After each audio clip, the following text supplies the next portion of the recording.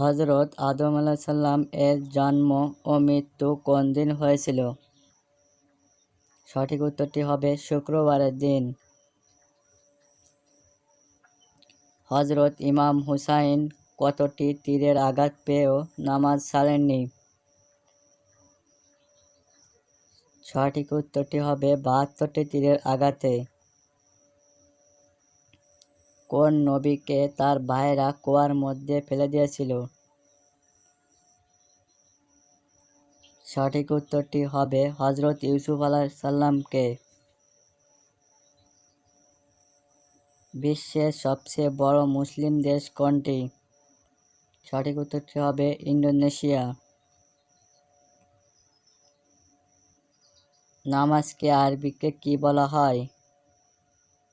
সঠিক উত্তরটি হবে সালাত। সর্বপ্রথম নৌকা কে বানিয়েছিলেন? সঠিক উত্তরটি হবে হযরত নূহ আলাইহিসসালাম। কুরআনের প্রথম আয়াত কোথায় নাজিল হয়েছিল? সঠিক উত্তরটি হবে হিরা গুহায়।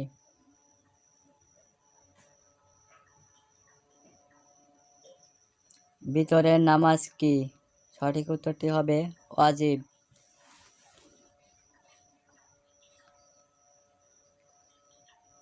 জান্নাতের মানুষ কোন ভাষায় কথা বলবেন? সঠিক উত্তরটি হবে আরবি ভাষায়।